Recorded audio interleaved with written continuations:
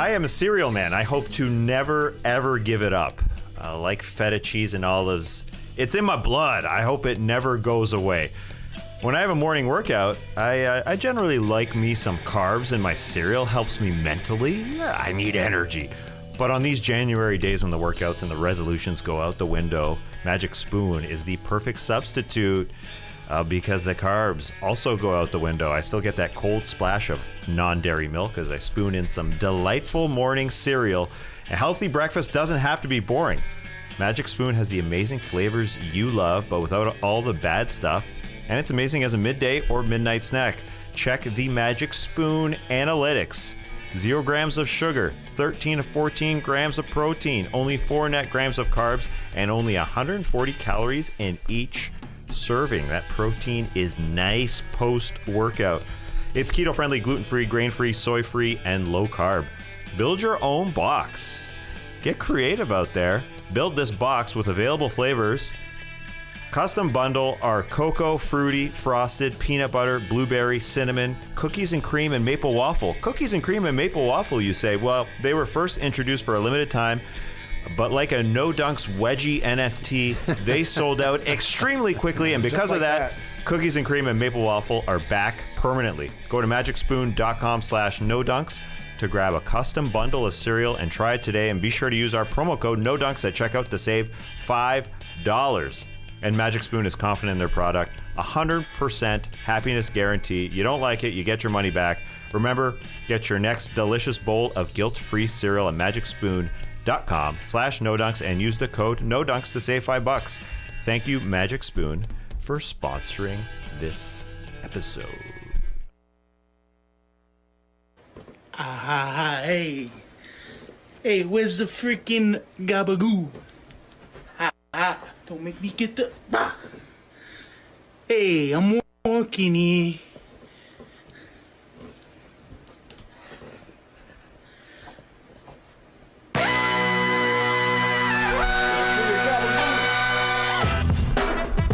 Good morning, sweet world, and welcome to the No Dunks podcast on the Athletic Network. It's Monday, February 7th. We're here in the Classic Factory. I'm J.E. Skeets, and alongside me, as always, we got Tass Mellis. Good morning, everybody. Good morning, Tass. We got our top shot hot boy, Trey Kirby. Hey-o. Hey-o. We got the international man of mystery taking it to the max, Leigh Ellis. And finally making the magic happen, super producer JD. Hello. There he is. Here we are. Shout out to the stream team joining us live right now on YouTube.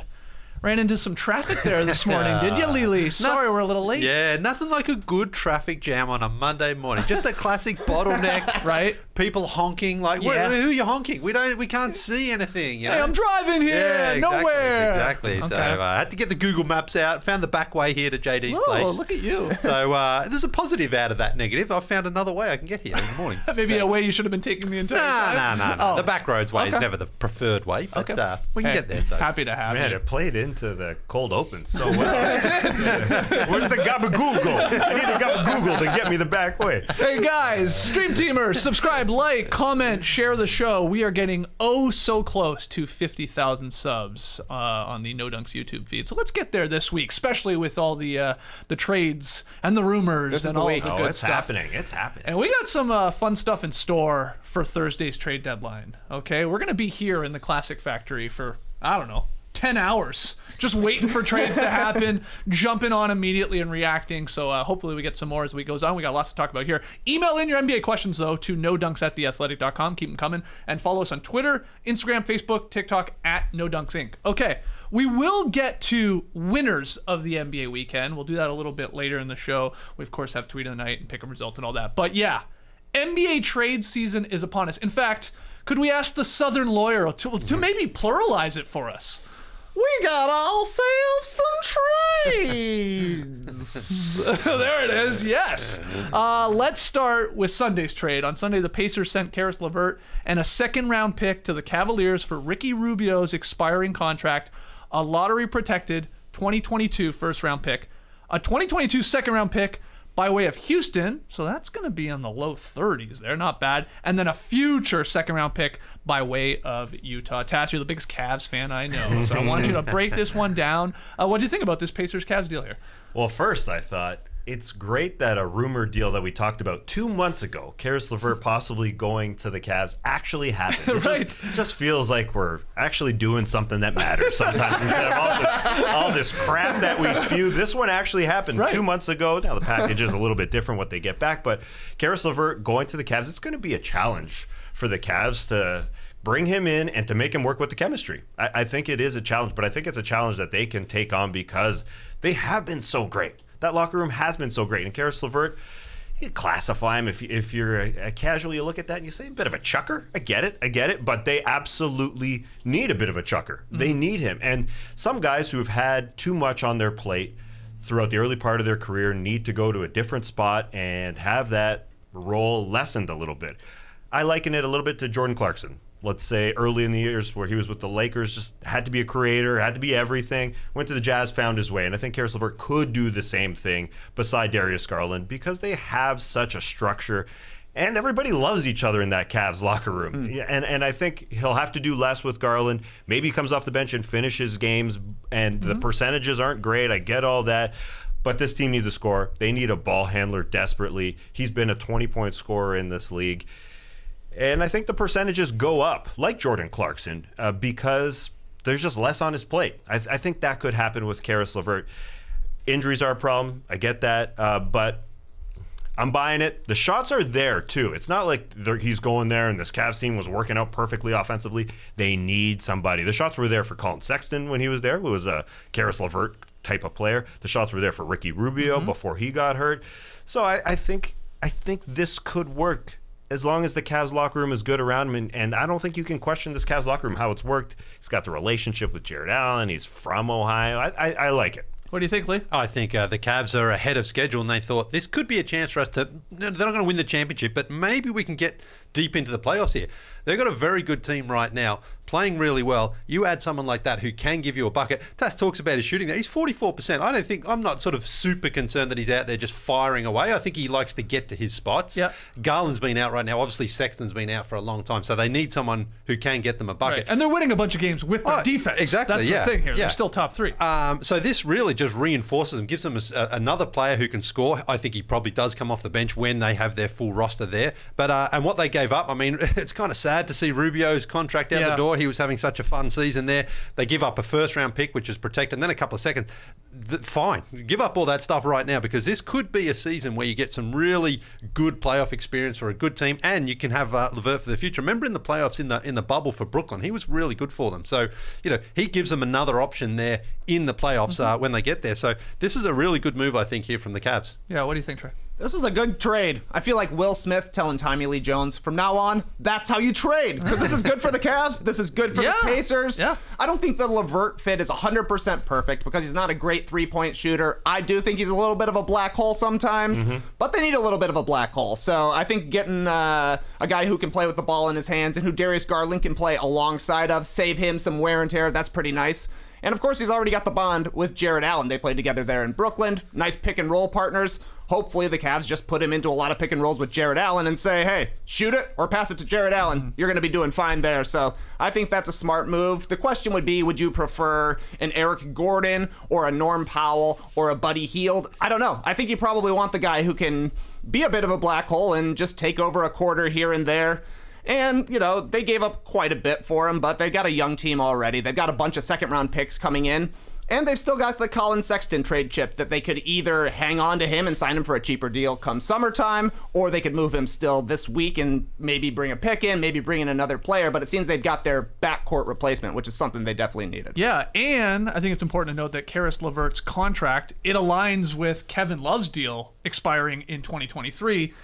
And, you're going to be extending Evan Mobley here. That's a no-brainer. He's looking like a rookie of the year. So that's good, too. Like, if it goes poorly, like you were saying, Caris LeVert, differing opinions on him. Yeah, sure. I think it's a wide range. People are like, is he really that good? Is the idea of him better than the actual player? Then you see him play at times. We saw him on Friday night go for, 42? I mean, he can put up buckets. And so it's like, there's this wide spectrum of how people think of him. But I'm just saying, even if it goes poorly, and it just doesn't work for whatever reason, though I'm with you guys, Garland has proven he can play a little off the ball, and LeVert's not that bad of a playmaker. Even if it goes poorly, though, you're not locked in here for 4 or 5 years. That's where it's different than a Norman Powell contract. Exactly right. Where he's a good player, maybe he's even better. but it's a 4 or 5 year deal there with Norman Powell that he just signed. So I like it. I think this, and I like what the Pacers got in return. Let's talk about that a little bit. Now it just sets up to ask, what's next? Is this the beginning of the end of the Pacers here? Are we seeing a Turner or Sabonis get traded at some point this week? Yeah, it's a huge positive for the classic factory, it feels like. Yeah. It feels like the first domino. It kind of feels like the Magic last year where they traded Vooch, they traded Aaron Gordon, they let Fournier go. It was the start of a mediocre team deciding, all right, we got to get worse. Right. And it feels like this is happening. Now they get, a pick in the 20s, a pick in the 30s of this upcoming draft. Is it a huge steal? You never know what you're going to get with those picks, but it looks good because it says first-round draft pick, I guess. But it is protected. And, some people say, or John Hollinger wrote this weekend, the draft ain't all that good. Whatever it is. Top 4, top 5 heavy, that's what they're saying, right? Yes. And it's a crapshoot. I don't know. The Pacers would love to get Chet Holmgren, wouldn't they? It's true. They're not that far from being one of the worst teams in the league. Yeah, That's the thing here. That part's good, for sure. Get bad. So do you think they'll possibly try and get something in exchange for, let's say, a Turner? Like, if this is what they got for Caris LeVert, they want more, in theory, for Turner. Oh, yeah. And I say more and probably, better picks coming back. Do you think they'll be able to pull this off? Or should? I guess you think they should. Well, they should. Yeah. Yes. It really reminds me of the Magic team, and it just gets them worse in the short term. Yeah. And I think Miles Turner's injury might keep him out for longer. Let's say if he does stick around, it's a bit like the Damian Lillard situation. We'll get into Portland. We'll get to Portland in a second. Same thing. Keep him out. Mm-hmm. Do not play that guy. They ain't playing until Thursday. Don't play those big guys until Thursday. No way. Yeah, what do you think about the Pacers here? Because they're really under the cap now, too. Yeah. I think they're 25, 26 million under the cap. They're going to be one of the rare teams that's going to have significant cap room in the offseason. We'll see if they actually do anything with it, because it's like Detroit, Orlando. You talked about them. San Antonio, I guess OKC. Obviously. Yeah, for sure. Is this just the start here, moving Caris LeVert, and then it is a Turner Sabonis to whatever team, be it the Wizards or some other squad? Yeah, Turner's an interesting one because of the injury, so it seems like teams are a little bit hesitant right now. But if you get information that he's going to be back and competing, then I think the Pacers absolutely do move him. I think the direction they're moving is like, we want to get, so they're going to have 2 first-round picks in this year's draft, which is good, and they maybe get a top 5 in there, and then maybe a 10, who knows, which would be great for them. So that clearly, to me, is the direction they're going.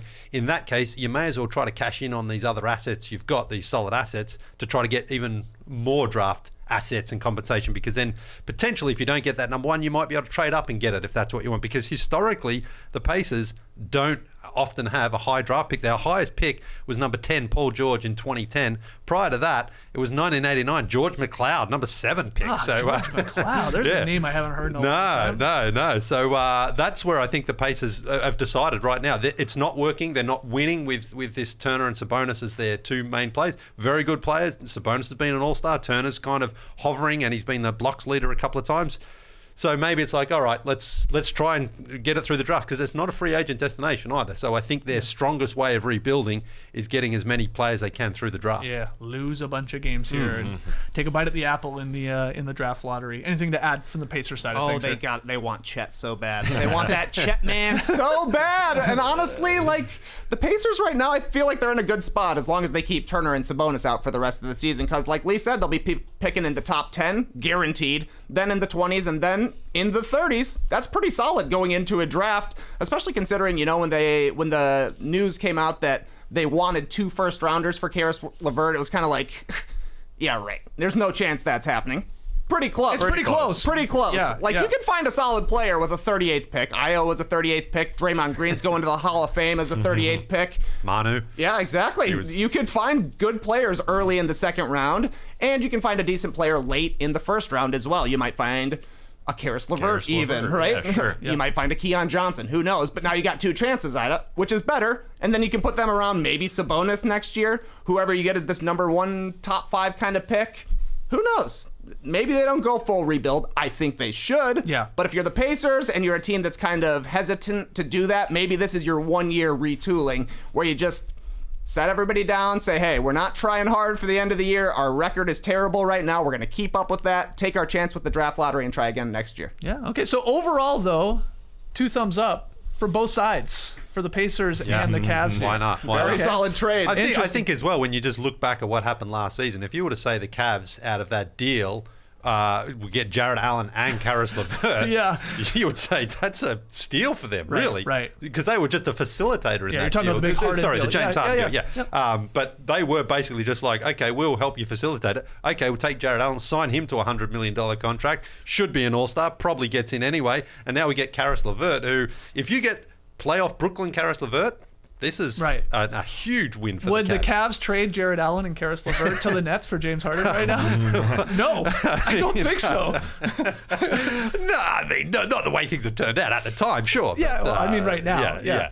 All right, well, we had another deal. Well, hold on a second. I know you read that John Hollinger thing. What did you think about the sly little mention of LeBron James? Did you boy. realize he might be a free agent in 2023? That was an interesting one. I don't mind the Johnny Holly slip-ins, but no, there's no way he goes home. Round 3. No way. He's going wherever Bronny gets drafted for a year. If he gets drafted to Cleveland, yeah, he's going there. But there's 29 other teams I think that Bronny would go to as well. Well, let's go back to Friday night because we did have another trade. Specifically need to hear Tass's thoughts on this because we actually jumped on Friday night, did an emergency YouTube reaction to this one. Clippers acquiring Norman Powell and Robert Covington in a trade with the Blazers for Eric Bledsoe, Justice Winslow, Keon Johnson, who was a first-round draft pick in the 2021 draft, and then a 2025 second-round pick, courtesy of the Detroit Pistons. Again, we sort of weighed in. Maybe you guys have some more thoughts on this, but Tass, what'd you think of the Clippers getting Powell and Covington here for not a whole lot? Some people were calling it a bag of beans.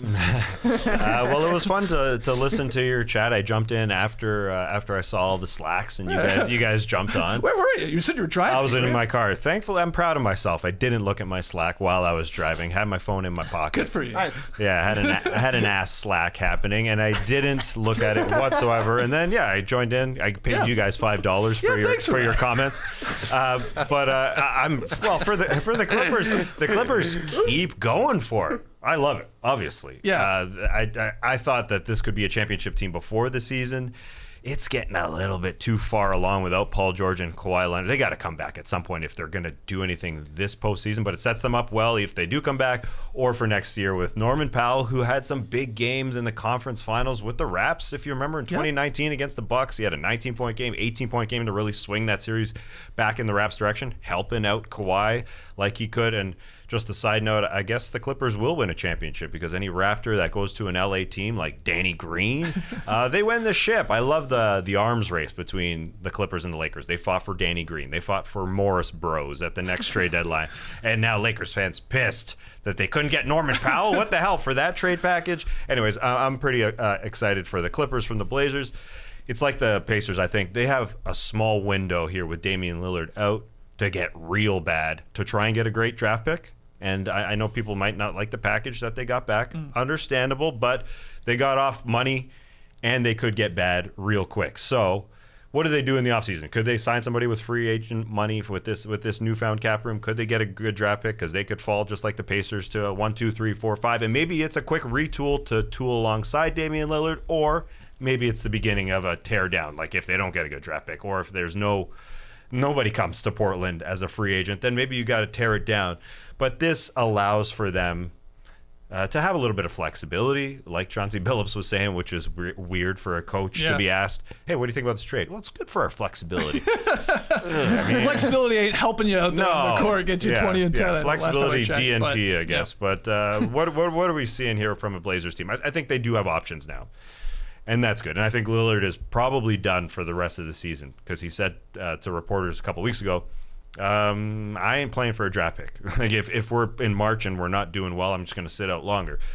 But this could bode well for Lillard in Portland if they can retool around him. You know, if they can get a forward. They did say the key word was from Joe Cronin in the front office was balance, which means forward to me. No more guards. Norman Powell's.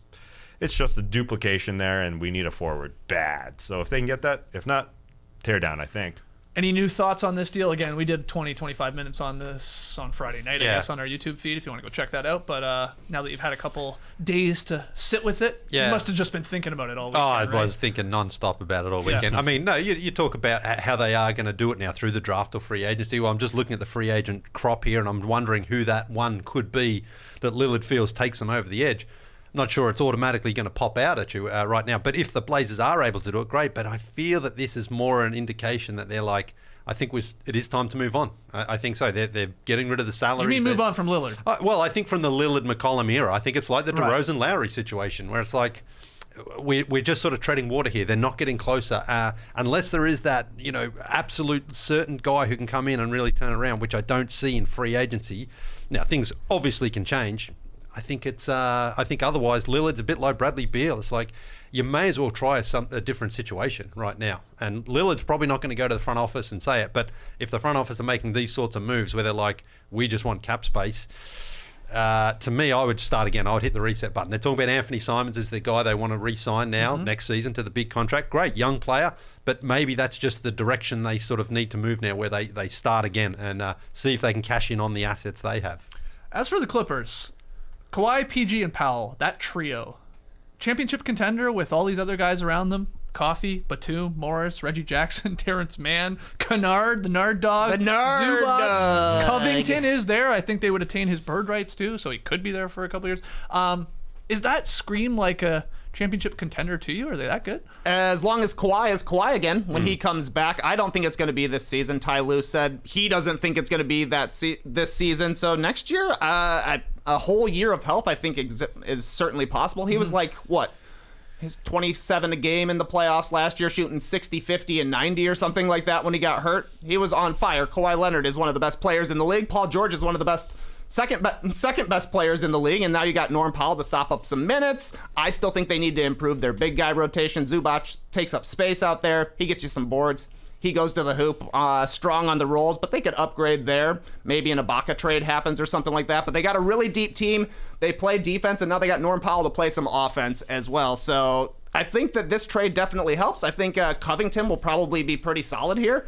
He'll probably be their backup 5, actually, behind Zubac, and he'll do fine as a backup 5 since the rest of the team can actually play defense. He doesn't have to be the one guy out there stopping everybody. That certainly helps. So, yeah, this is a great trade for the Blazers, especially considering they gave up basically nothing to get this. They have one hell of a payroll that they're looking at, but Ballmer's loaded. I think he's he has like 3 times the net worth of the next wealthiest NBA owner, which is insane when you think about how wealthy these guys are. So I guess he doesn't care, and he thinks, why wouldn't we do this? Trading very little there in Bledsoe and Winslow, and then Keon Johnson, who hasn't really had a chance. I mean, the Blazers are also taking a flyer on him. They're thinking like, well, it's not a draft pick, which we probably wanted if we were moving Powell and Covington, but the guy was just a draft pick and barely played, and the athleticism is there. Can he put it all together? We'll see. It's as close as possible to the trade saying first round draft. Sort of. I mean, he's been there half a year, but I guess he is more of an athlete than a basketball player. I don't know. I mean, I had to look him up and find out his stats. I had to look up Chet Holmgren to really understand what that guy is all about. Yep. But the Blazers would love Chet as well. I think what happens in the draft is pretty important for the Blazers. I don't know if there's a hashtag yet, like there was a fade for Cade. Get Chet.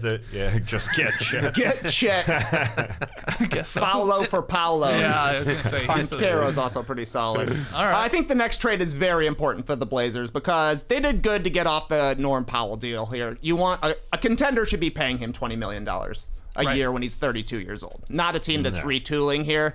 But they do need to get some draft picks besides a guy in Keon Johnson who's a pseudo draft pick. So maybe the Nurkic trade, whatever that is, or a McCollum trade. They got to focus on getting picks back. Right. And we talked about the Galaxy brain move was the Blazers to try and trade McCollum to the Pelicans so the Pelicans could pass them in the play-in race, though that already happened over the weekend. So maybe that's will not be going down in the next couple of days. And you brought up Ballmer there and the future of this Clippers team. How is he going to act when they open that arena in Inglewood? He'll be grabbing a little higher on your thigh. Yeah, he's going to go bananas when they open that arena. But I love how they're continuously going for it here. Yeah, the roster, if they're healthy, it does look like a championship roster, but it's got there's some big question marks there for sure. All right, let's get to the big, juicy rumor from the weekend. Oh, yeah, buddy. The Athletics. Shams Charania reported on Friday that the Nets are open to discussing a deal with Philadelphia about James Harden, and that the 76ers are expected to pursue that Ben Simmons swap before the trade deadline here on Thursday. For what it's worth, Steve Nash said the Nets won't be trading Harden. What? This week? That's what he said. He was asked about it, Leigh. Come on, he must have said, yep. He's actually said, he didn't say no. He said, yes, that's correct. That they will not be trading. James Right, Harden. yes, that's correct. We won't be trading. So the double negative sort of. Well. So yeah, this we've been talking about this. It feels like for months, but Trey, I think I want to ask you this way: should both teams do this in the next couple of days, and not just for our sanity? Not just for our sanity here in the Class Factory, but like, does this make sense on paper for both of these squads? Harden pairs up with Embiid, boom, he's got that relationship with Morey, and then Simmons, a defensive-minded guy, goes to Brooklyn and doesn't need shots, obviously, when you got KD and Kyrie. Does it just make sense and they should do this? Sure. Yeah. I don't know when you ask it like that, because it's very strange to me, because before the season, the question was, shouldn't the Sixers just trade Ben Simmons to the Nets for Kyrie Irving and solve all their problems? Right. I don't understand why the Nets would want to help the Sixers this much. So from that standpoint, I kind of don't see it happening. But if you're the Nets and you do think Harden is leaving, which they say they don't think he's leaving, this is the but thing. Kyrie also throws in the curveball. But who knows what could happen? If you think Harden is not going to come back, then yeah, bring in Ben Simmons. He plays defense. He doesn't need the ball. All the things that you would imagine are perfect alongside Kevin Durant and Kyrie Irving when he's playing. That makes sense from that standpoint, but I don't know. Like, you're throwing the Sixers a lifeline here. The team that you're competing against for the championship, who's better than you are right now, and you're helping them get even better and solving one of their problems. I don't know. I love this detail, though, from Adrian Wojnarowski and Ramona Shelburne about the first time the 76ers and the Nets talked about a James Harden trade. Who do you like on our roster? Here's who I like on yours, they're saying to each other. Eventually, Morey spoke up on the true intention of his call. What about James? James who? Marks responded. Yeah. The Nets do have two James. Johnson and Harden. James Harden, says Morey. No, Marks said flatly. Oh my goodness, we are in smokescreen season right now. This was 4 weeks ago, according to this crazy, report. man. Yeah. This is wild stuff, but I don't know. It's like Sacramento says... Morey says we can do a deal with Sacramento anytime we want. So Sacramento says, nah, we're out. They asked for too much. Yeah. So then Morey says, we're just going to wait until the summer. We're going to hang on to Ben Simmons as long as we need to. But actually, Ben Simmons for James Harden could happen right now. So then Steve Nash is like, well, we're not trading him. Kyrie Irving's like, well, he wants to be here, but maybe he doesn't. This is insane stuff, and it just plays on our history, I think, that we know things that have happened in the past. We've heard about a Simmons for Harden deal for a year, it feels like. There's obviously the Harden and Morey connection, and the history of James Harden getting tired of playing with his teammates. Dwight Howard, Chris Paul, Russell Westbrook, now maybe the rest of the Nets. Right. So it's kind of like the perfect rumor. Yeah, that's the thing. Harden is the huge question mark with here. What does he want to do? Because I think you make this move instantly if you're the Nets. If he is saying, I'm not going to be here, I'm going to be leaving, then it's like a no-brainer to me that you would actually want to get Ben Simmons here. Because Harden, I mean, you saw his last game against the Kings. He put up 4 points. Disinterested looking. Now, is this because he's are these actually injury-related sort of bad games here? Or is it because he's sort of pouting? And he's sort of checked out, and he wants to be moved. That's the question to me. I don't know the answer. You likened it to his last game in Houston, right? I saw on a tweet. Well, no, I actually compared it to, and this was a shout out to Deuce Mason there with the Kings. It was against the Kings, this game Harden played. Jimmy Butler's last game when he was a Minnesota Timberwolf. Obviously, with the whole Rachel Nichols interview and all that, he was like completely checked out of that game against the Kings. You know, probably knew that he was likely going to be swapped there and just didn't give a damn. It just happened to be against Sacramento. Yeah. That was the weird comparison. But Yeah. I thought it was the Houston comparison because he, obviously James Harden done that checked too. out of Houston. Yeah. I do think he's pissed. I do think he's angry that he's had to play the entire season. He's had to play like 40 minutes. He's playing on this injured hamstring. I do think it's a problem when it goes back to last year's playoffs, which I think is a concern for any team even trading for him. He is 32. He's played 32,000 minutes. He's never, ever, ever abided by the load management theory. He's always played. Played. So I would be worried if I do trade for him, but I do think he's pissed with the whole Kyrie situation. He said a few weeks ago when Kyrie had a good game, he said, well, that's why we need Kyrie playing every game. I do think he's upset, but I mean, this is out of Simmons' camp and I don't think there's any teeth to it whatsoever. I don't think that they came in, Kyrie, Simmons, and Durant and said, whatever, let's just give it like half a year. I mean, I think they do want to try one time together in the postseason. But yeah, the Kyrie thing is the big thing. Kevin Durant's going to come back, but is Kyrie going to be there? And you know, we mentioned the comments about Steve Nash. The comments from Kyrie Irving after the game also quite confusing. He was asked, "Are you going to play, dude? Are you going to play 82 games? Or are you going to be able to play at home?" He said, "I'm keeping a positive mindset that anything can happen in these next few days or the next week." Does he know something? Just crossing my fingers that something can come up either before the All-Star break or even just after. So I'm definitely keeping a positive attitude in that sense. I say, does he know something as in, are these mandates, being removed? Because just this morning, maybe he does. The New Jersey governor said that teachers and students don't have to wear masks anymore. That was a mandate for a long time. Maybe Kyrie knows something. Maybe Kyrie is in the know that this mandate... He's waited it out. Well, you win, Kyrie. Who the heck knows? It is a strange situation. But Nash is sitting there and trying to answer these questions, and he's asked, do you have a championship team? Well, yeah. When our 3 best players play, yeah, we do. So if they come back, they've lost frickin' 8 in a row. Yeah. But they're still... easily within the number 1 seed. They're the title favorites still, according to Vegas. Really? Well, yeah, because like Taz said, when they play, the 3 guys, I think they're like 13-3 or something like that. Isn't that their record overall? I don't know. There's the Harris thing. There's a lot of questions. There's more and more questions than there were at the beginning of the season. Joe Harris may not come back. There's that issue. It's just a strange one. I don't think they blow it up now, though. Leigh, Are you doing this trade? If you're the Brooklyn Nets, you're saying, here, we'll trade you Harden for Ben Simmons, Curry, and picks. Well, James Harden turned down a massive extension with them already, which is a sort of a signal of like he's not 100% convinced that he's coming back there to Brooklyn. The way that he has been playing on the court right now, I mean, he is checked out a little bit, and maybe he's injured. If you look at the numbers, he is down. He's shooting the ball pretty badly by his standards this year at 41%. I think just watching him, he doesn't quite have that same explosiveness we've seen in the boy. He doesn't get that same separation on guys, but he's still averaging almost a triple-double, which is kind of incredible, really, isn't it? That he can still go out there almost in only second or third gear and still put up these great numbers. Do you think he'd pair well with Embiid? Well, I think this would be a very interesting test for James Harden because for the last, 10 years, and really until he went to Brooklyn there, it's always been his team. Yeah. When Dwight came in, it was James Harden's team. When Chris Paul and Westbrook came in, it was James Harden's team. If he goes to Philadelphia, he has to sort of adjust around Joel Embiid. That's Embiid's team for me. Yeah, and it's also Durant's Brooklyn Nets. No, team. That's what I'm saying. Since he went to Brooklyn, that yeah. was the only time that James Harden hasn't been the unquestioned number 1. Yep. And I think in Philadelphia, he is not the number 1. I think that's Embiid's team. So he would have to adjust. But this is also a guy playing at an MVP level. So every incentive is there for James Harden to be like, okay, I can get maybe to that level I'm trying to get to with this team because I've got a guy at the absolute peak of his powers. Mm-hmm. So I would do it. I would make that deal right now. Simmons, whether or not he plays, and in that report as well, apparently close people to Simmons have hoped that he will play if he doesn't get traded this season. I'm just saying what the article said, okay? I'm just saying what the article said. So if he's still with Philadelphia come Thursday night, I'm back, baby. Hey, talk to Woj and Ramona. They said it, okay. But let's say he's not. So you're not getting anything out of him. If you can get James Harden, who will be a free agent at the end of this season, for that, and it costs you Seth Curry and Ben Simmons, I would do it. I would do it because it's also a saying to Joel Embiid, we are trying to give you a superstar round. And as I mentioned, he's 32.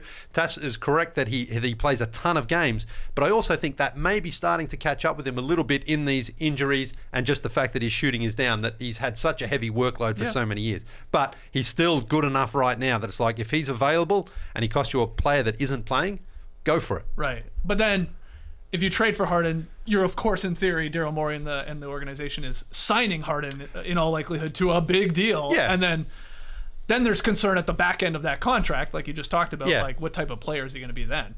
Of course. But then again, if he's James Harden that we've seen over the last couple of years, that's probably good enough to win you a title paired with Embiid, I think. I think as well what we've seen in recent times with the Raptors going for it with Kawhi, there's a risk, obviously. Yeah. But if you can get a championship out of it, then it's worth it. And you've seen the Lakers, and we've seen the Bucks, and we've seen the Clippers basically give up all their assets to go for it. And I think if you're the Sixers, why not? I think, again, it's more symbolic to say to Joel Embiid, yeah, we'll sign him to a huge extension because we believe that's a sign to you that we are trying to give you the best chance of winning. Any other thoughts on the Simmons Harden? I love it. I mean, I love talking about love it. It's a strange one because you watch James Harden out there, and sometimes he's playing on half a leg, but obviously he can give you 30 and 10 and have a great year and have a good run. And I think he does want to be a secondary guy. I think he's had enough. Do you of think he would? I mean, we haven't seen him embrace that role, really, have we? I mean, Durant is the guy. I know Durant. Okay, so take Durant out of it. I mean, he's played with Westbrook. He had a history there with Westbrook. Chris Paul is a Hall of Famer. Now Dwight, okay, that didn't work. Right. But I mean, he signed in Brooklyn to play with Kyrie and Kevin Durant. I know, but I'm saying, like, historically, like, Kevin Durant is, one of those super elite talents, right? Mm-hmm. Now he's going to a situation with Joel Embiid, who Joel Embiid's not going to want to be like, all right, I'll be the number 2 here. I'll let you flourish. The nice difference, though, is Embiid is a giant. He's a center. He may handle the ball more. Harden may handle the ball more without Kyrie and Durant. I think he sort of has to do it, and maybe these last couple of years he's realised, okay, that maybe is the best or a better situation for me now. But it's still a challenge because Daryl Morey surrounded him with Hall of Fame talent in Houston, and kind of each time it got close. Yeah, they got a Chris Paul hamstring away from probably winning a championship. But I mean more those relationships. Like, they got Dwight in his prime. Remember, like the free agent signing, like the best center available, and that didn't work out. But they thought Dwight was in his prime, but that was when Dwight started falling off. Was in Houston. He definitely slowed down, and actually, I think it's worked every single time with Harden playing with these superstar teammates. Like you're saying, 67 wins with Chris Paul with the Rockets there. Westbrook was all NBA when he played alongside Harden in Houston. They had to change their team around completely and become the all smallies, so it was kind of weird, but Embiid also did great when Jimmy Butler was there with the Sixers. He turned over the team and said, yeah, sure, Jimmy, you handle the ball in the fourth quarter, get buckets. So the question then would become, does James Harden come through in the fourth quarter? That is a little bit more of a question to me. Is he the guy that you're 100% relying on? Right. I think Embiid would like the help, though, because he said earlier this season, I get nothing easy. It's all effort out there for me. And it's true. It's like he's bringing the ball up. He's hitting pull-up jumpers. He's doing stuff that looks like it should be from a 6'8" guy. So to offload some of that responsibility would be great. Yeah, the ironic part is you start to get concerned about what Embiid's doing right now. Can he keep it going when we get to April and May? Or will it be like James Harden, where he just completely carries your team for an 82-game season and then starts to run out of gas a little bit? Mm-hmm. It's a concern, for sure. Yeah, and the strange thing about the Nets, if they made this deal for Ben Simmons, it kind of lengthens their window. Because Simmons is much younger. I agree. I love this trade for both teams. I love it. I mean, again, I think the Sixers say, we're not giving you Curry. He's actually pretty important to them. Obviously a shooter. What are you talking about picks? If it was just like, I mean, I know I'm not even sure if it works. You'd have to get the numbers right. But like principal Simmons for Harden, I like it for both teams. I think it makes almost too much sense. And then they would be playing each other in a series, and it would be awesome. Oh yeah, that would be awesome if it was Philly Brooklyn in the first round or whenever. It wouldn't really matter. But I definitely think the Simmons defensive improvement would be huge for Brooklyn. They need that badly. So, if Kyrie and Kevin Durant can provide the offense as far as shooting and scoring the ball, then. Go for it, Brooklyn. Why hasn't anyone made a hamstring video? I mean, I'm talking specifically about Chris Paul's hamstrung the Rockets. The Rockets don't get to the finals. James Harden's hamstring last year prevents them from getting to the conference finals, maybe the championship. There's hamstring, sad violins, I don't know, something there. All right, we can work on it. See what Jose Calderon's up to. All right, let's take our first break. When we come back, though, we'll get to winners of the NBA weekend. We got some rising stars rosters to take a look at and a whole lot more. Don't go anywhere. Yeah, I sat down to figure out this Grammarly ad read, and the first thing that popped into my head was that the Grammys should be happening soon. Usually right around the All-Star break. Yeah, February, yeah. But then I Googled it, Googled it. Turns out they moved the Grammys to April. What? Which is too bad. Yeah, I don't know, man. I was going to say something about how they should skip the Grammys and instead give out the Grammarlies. Could have awards for Best New Writer. It goes to the person who put up the most words after downloading Grammarly for free, then integrating it into their daily life to help them work more efficiently on any of their projects. Someone could also win Best Full Sentence Rewrite. Because Grammarly Premium makes hard-to-read sentences more clear, the biggest award of the night, I'm sure you guys already know. Tone of the year. Because Grammarly's free tone detector ensures your message is never misinterpreted. You know who's hosting? Tony. Tony Vlahos from Survivor. Kirk Franklin is hosting. He loves GP. But like I said, the Grammys aren't until April this Grammarly year, so Premium. I'm not sure what to do about this ad read. All I can do is offer you 20% off Grammarly Premium at grammarly.com/no-dunks. Get through those emails and your work quicker by keeping it concise, confident, and effective with Grammarly. Go to grammarly.com/no-dunks to sign up for a free account, and when you're ready to upgrade to Grammarly Premium, holler at that 20% off at grammarly.com/no-dunks.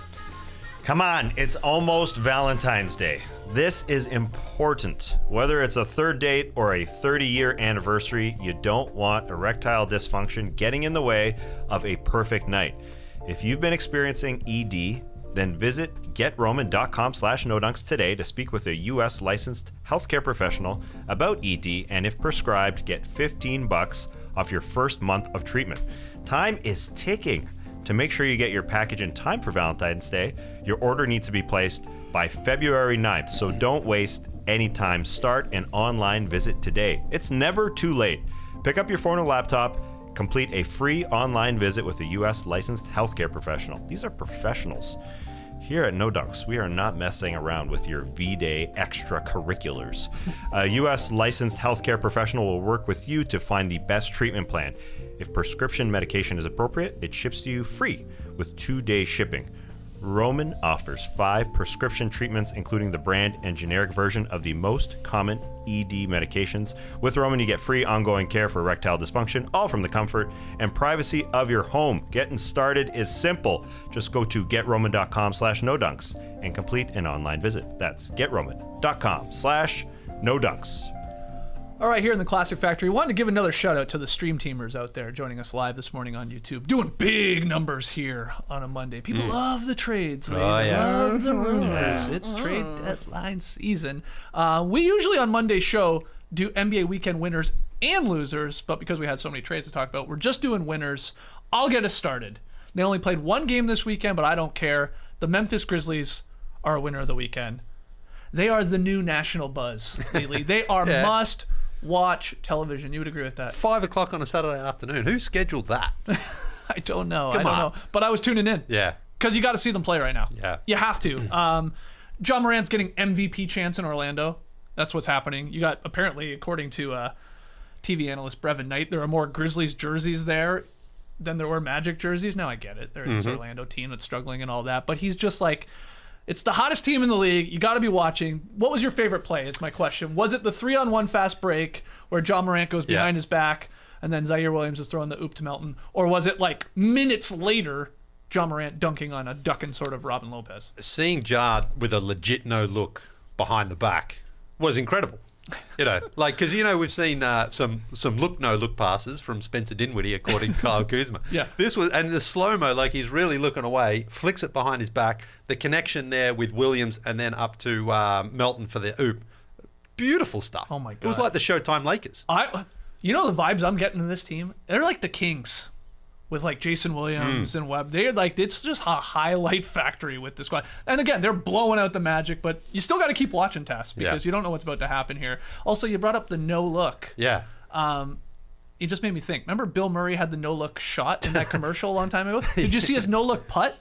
No. From the weekend? You didn't see that? I did see Bill Murray was going around. I didn't click it. He walked up to like a, I don't know, like looked to be like an 8-foot, 9-foot putt, and then backwards hit it, like looking the other way, hit it, and perfectly sunk it. Anyway, incredible. Beautiful But, putter of the golf ball. again, I know you're like, who cares? Grizzlies beat the Magic, but this is awesome. John Morant, 33 points, 14 to 21, 7 assists, and he said he had a bad game because he had turnovers. Yeah, that dunk on Robin Lopez just got Robin Lopez running the other way as fast as possible. Like, he didn't want to be part of any replay or anything. He got the heck out of there. You don't see Robin Lopez chug too quickly, but he got the heck out of there. Yes, feel good times. Maybe they didn't want to compete with the NHL All-Star Game, which was Saturday night, I think. I think the NHL All-Star Game used to be on Sundays, and the Skills Challenge was on Saturdays. Everything but now used to they be on bumped up. Sunday. Now it's all a day earlier. Get away from Sunday. Yeah. People don't want to watch TV. I don't know. People are scared of the Pro Bowl. I don't know. But the Grizzlies are the story in Orlando. Were there more Morant jerseys? Maybe. That's what they were saying. Maybe. That's It's what a they were hot saying. ticket. The kids love it. It's a little Steph Curry-like, from years past. I don't know how high he can go in terms of jersey sales, but he's climbing. Ooh, yeah. The Grizzlies are 37-18, by the way. They're 5 games before the All-Star break. Tuesday, they host the Clippers. Then they have a little 3-game road trip. Detroit, Charlotte, and the Pelicans. And then their final game is at home versus the Blazers. Those are 5 winnable games. Let's say maybe they even take 4. They're going to have like 40 to 42 wins at the All-Star break, which again, at this point we shouldn't be surprised, but I can't. They still have Dylan Brooks coming back to this team too. And we talked about like, will they make a move? Will they move off of Kyle Anderson because they don't think they'll be able to pay him and all that? But man, the vibes so high. Nice high vibes. Yeah, man. You were watching this on Saturday afternoon at 5 o'clock. God, man, I have to watch John. I'm like, You were it's watching appointment Grizzlies viewing. Magic. It's appointment viewing. Oof. It's good stuff, man. Yeah, it's appointment It's viewing. good stuff. Yeah, I caught the highlights. I was happy with that. Well. And I would agree with Leigh. The behind the back to the alley-oop with Zaire Williams jumping at the exact same time. That's when you know you've made a mistake as a defender. When the alley-oop thrower and the alley-oop dunker are jumping at the same time, you're ending up in a highlight. I think John Morant said afterwards that he called it a game breaker from NBA streets. This guy's the best. Yeah. This guy's literally the best right now. I would drive 12 hours to see him. Exactly, right. On a Saturday at 5 o'clock. Tass, let's keep it going, though. Who you got for a winner of the weekend? Well, I'm going with a smaller name in Reggie Bullock of the Dallas Mavericks because he was the Mavs' big offseason acquisition. He was their big signing, and he kind of bounced around the league for a while. Before he got to New York. He was in the G League and such, but last year he had a big year with the Knicks that got him paid. His first big contract, shot 40% with the Knicks. The Mavs thought, 3-and-D guy, perfect beside Luka Doncic. Has not worked out until the last 6 games, really.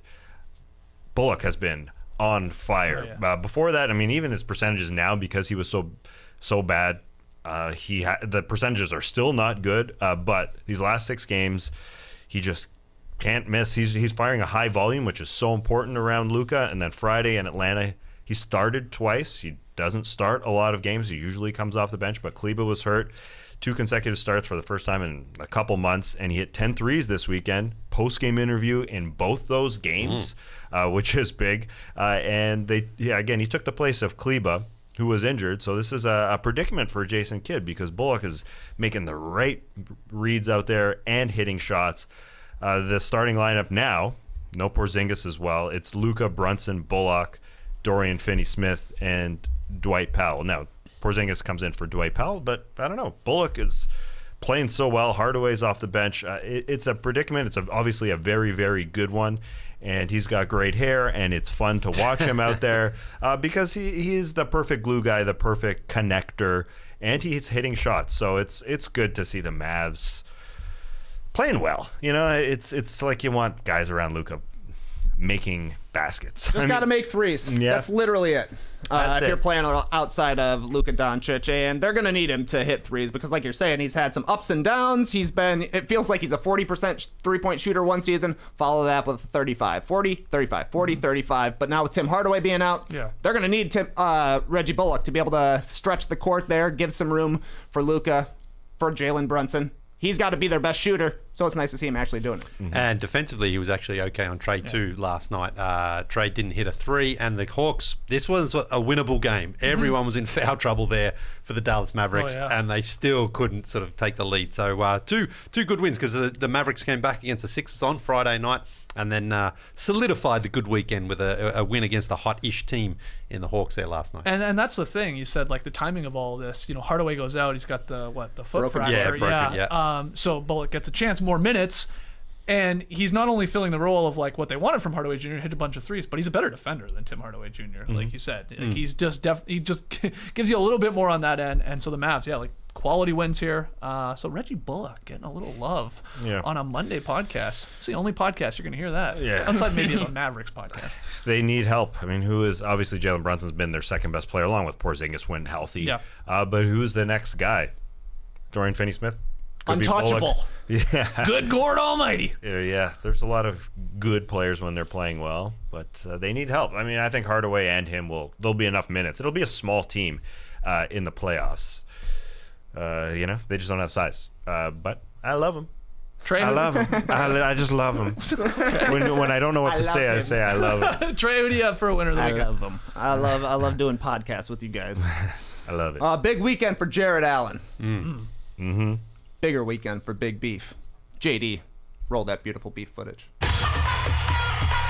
We freed the beef. Nurkic, 22 rebounds. Jokic, 21 rebounds. Drummond, 23 rebounds. Jarrett Allen, 22 rebounds. Let the beef drop.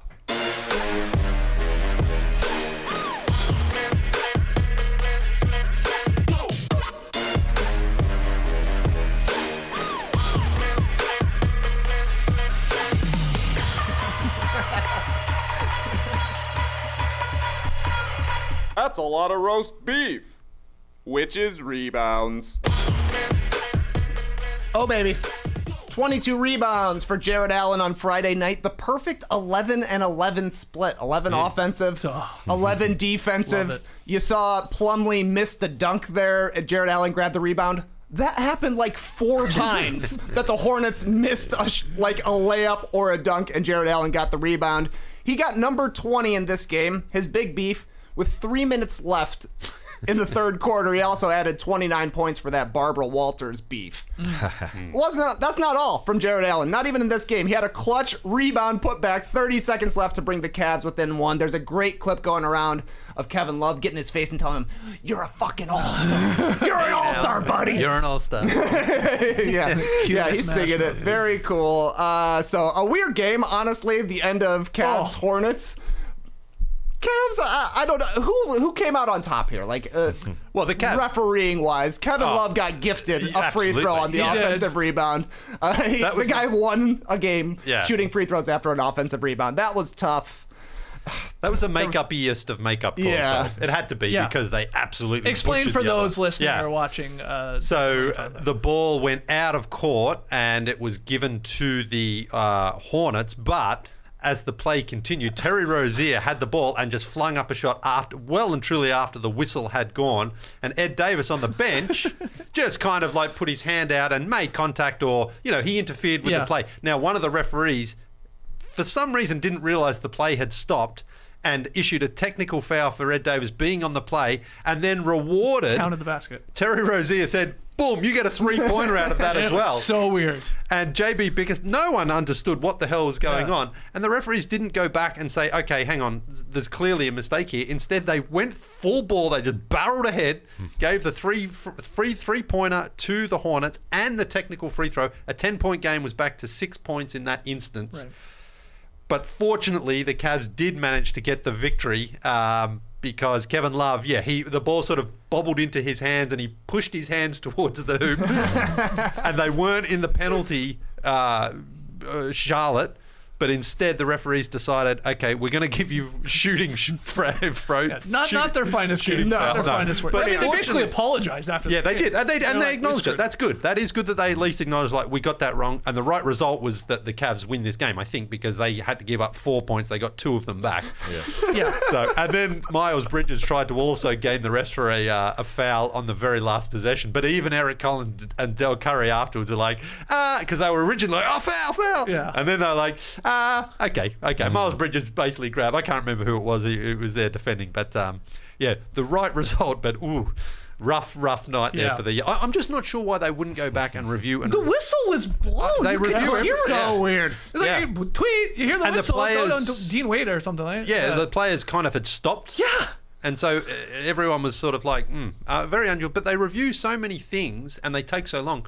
I'm not sure why they wouldn't just go back and say, we got to get this one right. We're giving a team. Or the 4 points. official that blew the whistle should say, I blew my whistle to the other ref and say, sorry, I called it out. It's out. I don't know what. I blew myself. Sorry, I blew myself. Tobias Funke. So shout out. Yeah. They made up for it. They said they apologized, just like Trey made up for some lost beefs. We got all those beefs back there. Is that what we were seeing there? Those were previous the beefs. lost beefs. Beef stuck in the supply chain. Yeah. Okay. Yeah. Okay. Good. Andre Drummond, he's wearing a nose ring in his headshot. Yeah, never noticed that. You don't see that very often. But what a weekend for Jared Allen. And then the Cavs come back from 20 against the Pacers on Sunday. It's like Yeah. it's 15 points, 17 rebounds for Jarrett Yeah. Allen in the win against the Pacers. Timing is everything. The guy's going to be an all-star. He's going to He's gonna 100% get the Kevin Durant injury replacement. Yeah, and the Grizzlies Deservedly. Yeah, the Grizzlies are the must-watch team, but then you get some Cavs games where they come back. The arena's rocking there, and Kevin Love went behind the back.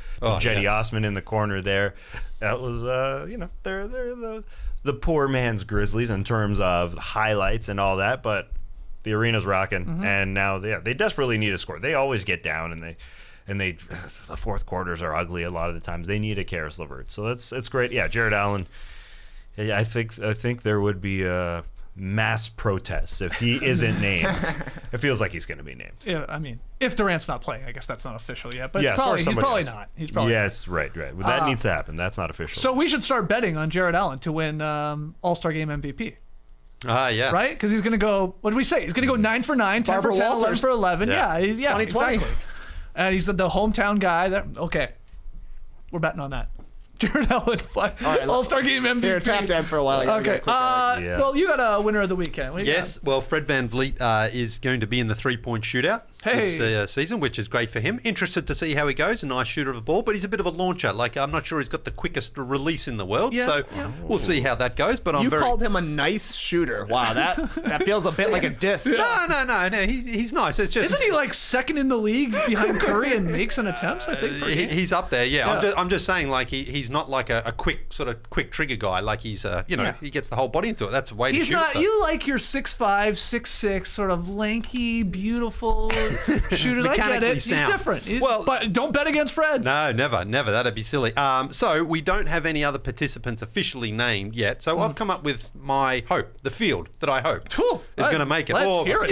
a legit. Okay, so like, VanVleet's a lock. You're going to Yeah. give us 7 other names? Is that what you're doing? No, well, 5 because there was 6 in it Oh, there's last only year. 6. Yeah, there was 6 in it last year, so I'm going with 6 again. Okay. Now, Steph, defending champ, pretty obvious. He's in. Next one, I want to go with Kevin Love. Couple of reasons.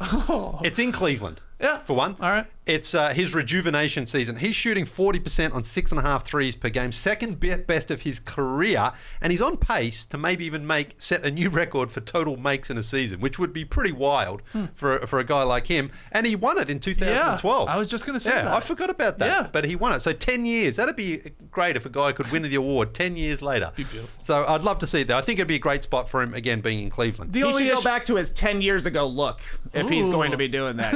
Really close hair, and then I think he had like a Color Me Bad strap for a beard. I was going to say the worry with that is you're going to ask him. They'd probably ask him to go in it. Like you said, it's in Cleveland. That's nice. But like he tends to like want to go like do his little vacation, hit Mexico for a week. Yeah, but have you seen him lately? He is just on fire. He is hey, you're right. I think this is just Hope he a does it. great opportunity for him. He'll do it all for love. nice. That's nice. That's really nice. The next guy I want. I offer you this joke. Okay, that's 3. Number 4, I want Anthony Edwards in it. He's only 36%, Whoa. but Okay. 7th in total makes and entertainment value alone. Can you imagine if Anthony Edwards wins this? The flex on social media, post game, he'd be doing all sorts of fun stuff. So I think, and he's not in the dunk contest. He's in the Rising Stars game there. I think he'd want to be a part of it, and I think he'd want to show people, hey, I'm not just a dunker. I can shoot threes. I can do this. So I'd want him in it.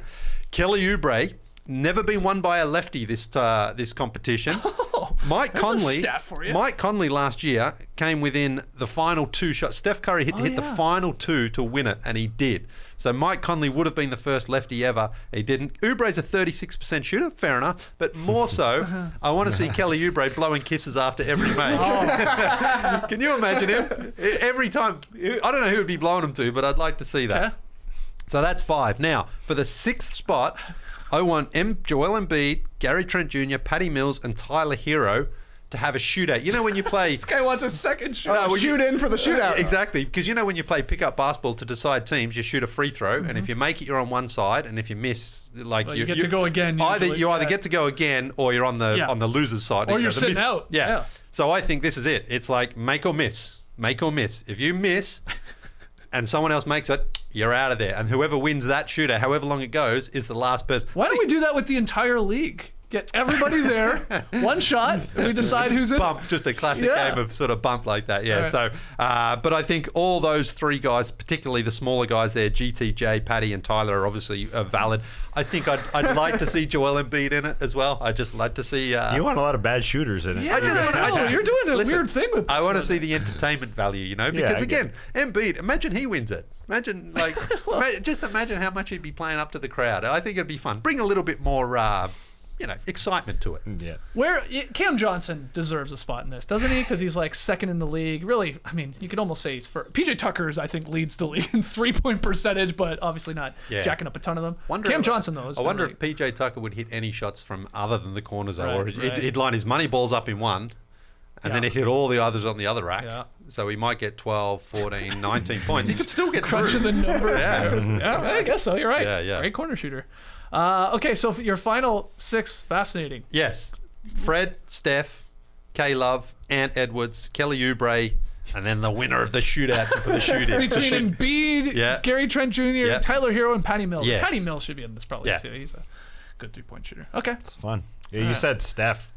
You guys know he won last year. I totally forgot. I forget anything that happened last year. But I do remember, the Curry-Conley ending there. That was close. That was close. That was fun. Conley could go back in this. You get your first ever lefty. He's shooting well from three. Yeah. All right. That was a good time. Yeah, Kevin Love, he'd do it all for love, for sure. That was good. He'd get a little chunky again, put on the chin strap like he was with the Wolves. I forgot he won it. Yeah. That's a long time ago now. Wow. One thing that didn't happen last All-Star Weekend, I know that for a fact, was the Rising Stars game. But it's going on this year. It's a little different format. We got 4 teams. Now, unfortunately for us, we thought we were going to turn this into some content here in the Classic Factory. We were going to draft the Rising Star teams. You were going to be I forget who we gave you. Were you Rick Barry? I can't remember. Okay, you were Rick Barry. Yes. And I was James Worthy was in it. Yeah. But they already did it. And they just here are the teams. So we got the Hornets, LaMelo Ball, the Wolves, Anthony Edwards, the Pistons, Cade Cunningham, and the Cavs, Evan Mobley. They're sort of headlining, I guess, the NBA's 2022 Rising Stars rosters. These were released on Friday. We're showing them to you here on YouTube. Team Barry, Team Isaiah, Team Peyton, Team Worthy. Again, we've got these 4 teams of 7 players, and they're going to have a little tournament. They're going to play to 50 in the first 2 games, and then there's a whole other thing going on before the last game. We'll get to that in a second. And then the 2 teams that won will play to 25 in the final. Edwards, by the way, was drafted first overall. Mobley went second. LaMelo third. And then Cole Anthony was the 4th pick. James Worthy, maybe surprising some people there. But, just any reaction to this, Leigh? You be putting coin on this? Yeah, No? I mean, that's Not really. any one of these teams could win. I think they're all really well balanced teams. It's going to come down to coaching. Team Peyton all the way. Okay. Team Peyton all the way. LaMelo, Scotty Barnes, and Io. Ooh, And they got Scoot. and they got Scoot. Oh, Yep. come on. Yeah. Got a little defense. Davion Mitchell there. Duarte, great shooter. You know how high I'm on him. Yeah. I like GP. Yeah. Any team could win it except for Team Worthy, I think. They can't. Yeah, They got Worthy's- no shooters. Yeah, you're right. It's going to be tough for Team Worthy to pull this out. But, okay, so that's happening. Then, like I said, that event happening before the finals, that clutch challenge, we got our teams for that. And here they are. Team 1, Tyrese Halliburton, Desmond Bane. Team 2, Scotty Barnes, Chris Duarte. Team 3, Evan Mobley, Josh Giddey. And then Team 4, I thought this was a little strange. It's 2 G League players from the Ignite team, but it's not 2 of the guys that are on the Rising Stars, actual games or tournament or whatever you want to call it. So we got two newbies there in Fanbo and Foster Jr. Anyway, we found out the spots. This is what I really wanted to show you guys because we were debating this because they said they were going to be legendary shots. Well, here they are. Magic Johnson, baby hook, right in the middle of the paint there, Leigh. That'll be one of them. Ray Allen, right corner 3. I think we called that one. We also called the Damian Lillard from the logo 3. I remember that was included. And it's there. We got Reggie Miller from the wing. Big shot. I guess that's the one where he pushes off Jordan. Is that right? Yeah, it must be. Or no, I guess it could be the 8 points, 9 seconds. That's the other side. Oh, that's the other side. Yeah. Yeah, it's got to be the It's got shot to be the against the push off Bulls. Jordan. And then a Barkley, top of the key. So again, this is basically 2-ball. They have to alternate shots, their teams, and you got to just do it as fast as you can. Any thoughts, Trey, on the shooting spots? Can't wait to see that baby hook. That was the one I was asking for.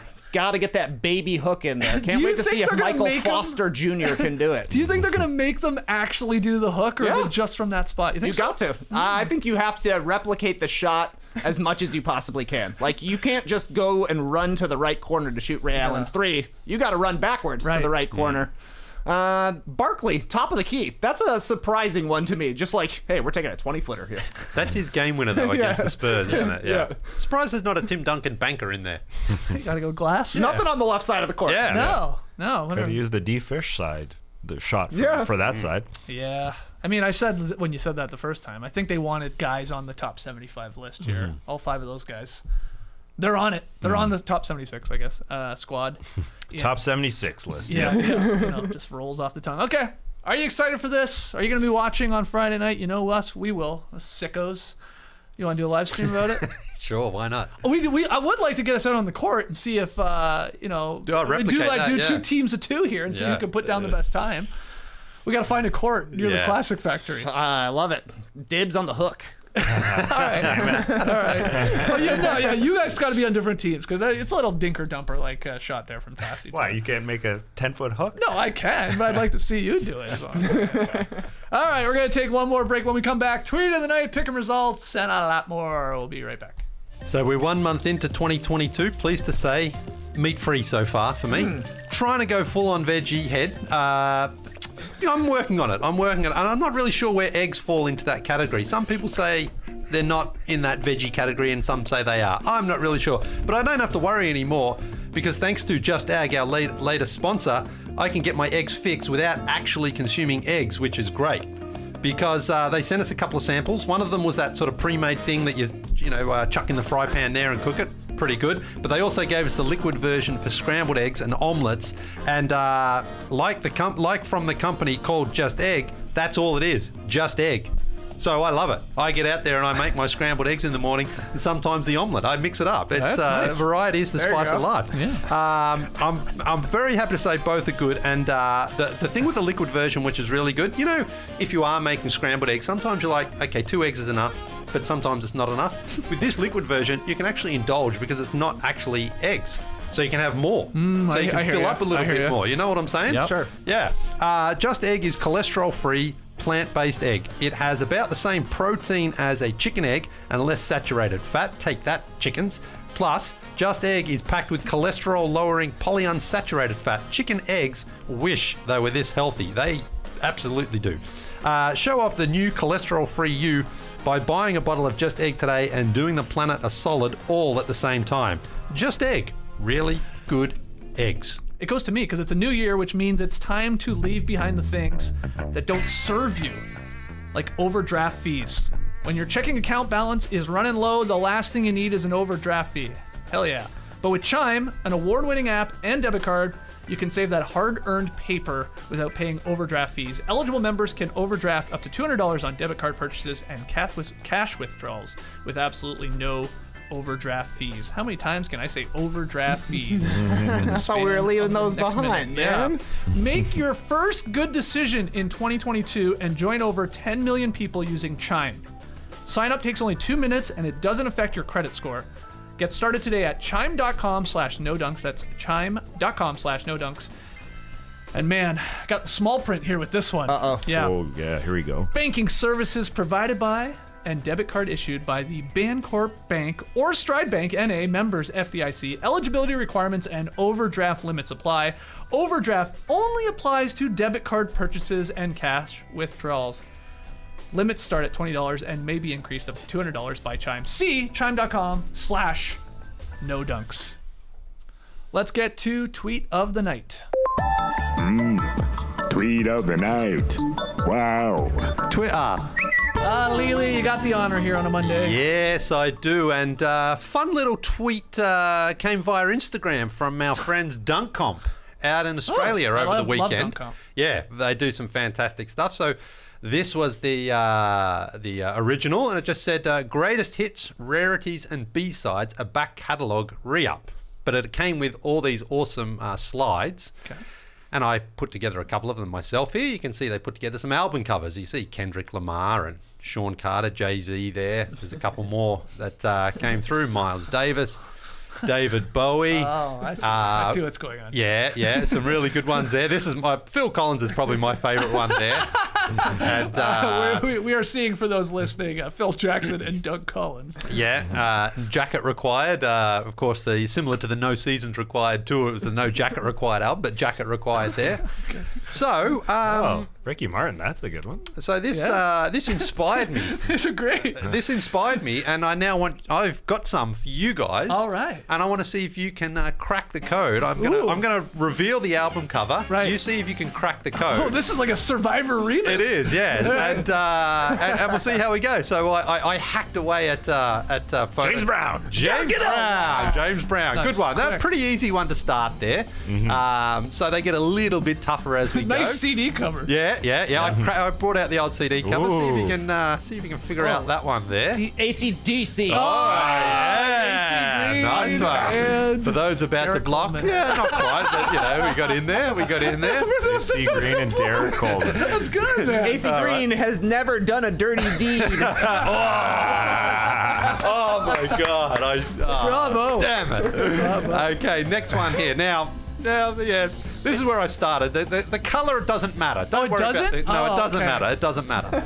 But see if you can. So, Who is that? Who is is it that? initial base? No. Well, who is that? That's That's cousins. Boogie. Yeah, but what are his initials? DC. DMC. DMC. And what's he doing? Oh, Run DMC. Yeah, there he is. Okay, Okay, not bad. Yeah. Now the reason it's in purple because there's a Raising Hell Run DMC album that's in purple. Oh, This is okay. pretty much where it started. Next level. Yeah. Okay. Now a little bit more fun. This one. Okay. See if you can guess this one. Dell, obviously. Del Curry. That's Adele. That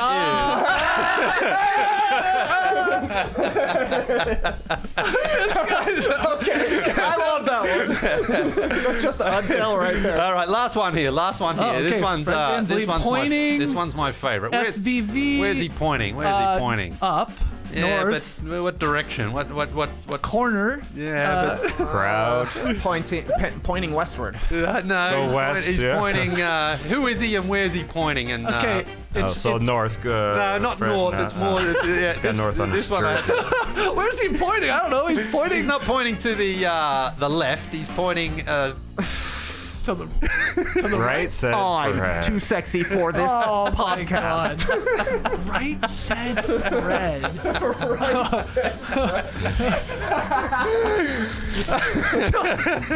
Well, Adele was a good one. Yeah, that was, why'd you end on that one? I had to. Once you start going, I had like Elton John. I had Jimmy Barnes going there. I was trying to find a few others. So this is why you were 10 minutes late. No. I had these to JD yesterday afternoon. Oh, look at you. Yeah. Look at Yeah, are it's one of those ones though. I don't want to show my work on Photoshop because there's about 1,000 layers going there. You know. Hey, those were good. Yeah, I know, but it was. Did you add little dice to Yes, Right Said of Fred course. there? Right? Yeah. I noticed that. Very Yeah, nice. Yeah. yeah. Hey, look at that. Bet on yourself. Dice Yeah. there. Dice. Freddie. Okay. Awesome. That's some of your best tweet of the night material ever.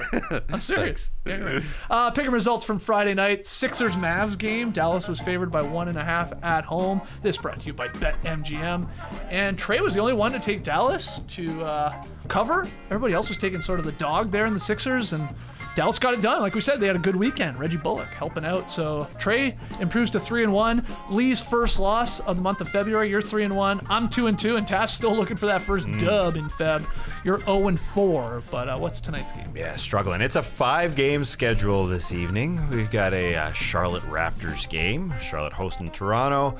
And then we've got the Suns and the Bulls on NBA TV's 6.5-point line. That's a biggie. Suns favored by 6.5 in Chicago. Of course, no Zach LaVine in this one, as well as all the other Bulls injuries. So that's why there's such a big line, both on a back-to-back as well. Yep. So Fourth game in 5 nights as well for the Bulls. I was hoping for more than 6.5 points, if I'm being honest. Interesting. But you're still taking them, of Yeah. course. I was more surprised that Skeets is also taking them. I'm in on Chicago, no doubt, but happy to see my man swerving as well. I'm with you. I wish the line was a little bigger. It feels like, I don't know, I said to you, Trey, I feel like the Bulls are going to lose this game by 7 or 8 points. It's gonna be right there, but whatever.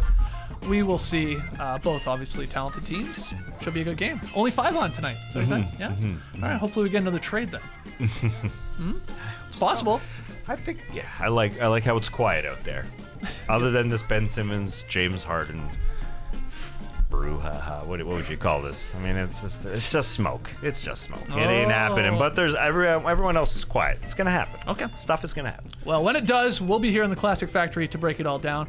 Big week here. Obviously, we have the trade deadline on Thursday. Like I said off the top of the show, the plan is to hunker down here in the Classic Factory, and when a trade of note happens, jump on, react to it, compile that all into a podcast a little bit later. But we'll have shows all week long, keeping you up on all the trade rumors. We're also, in theory, getting a new desk today. Wow. Yeah. That's a good trade. Yeah, exactly. Exactly. So, Throwing in a top 55 protected second rounder with the ping pong table. Yes, and the paddles. Yeah. We'll include the paddles. Yeah. No balls, though. No balls. We need those for the draft lottery. Email in your NBA questions to nodunks@theathletic.com. Follow us on Twitter, Instagram, Facebook, TikTok @NoDunksInc. Again, we had some big numbers today, people joining us live for this show. So if you haven't, subscribe to No Dunks on YouTube, hit that like button, comment away, and grab yourself an Athletic subscription. Go to theathletic.com/NoDunks, especially during trade deadline week here with all of our fantastic reporters keeping you up to date on all the latest news. Go to theathletic.com/NoDunks so they know that we sent you. All right. Until tomorrow, Clipper Bros. You heard it here first. Have a great time. Turn up. Love you guys. Awesome. Thanks for joining us, and remember, if you've forgotten from 8 seconds ago, please subscribe wherever you're listening or you are watching. Embrace the day, people.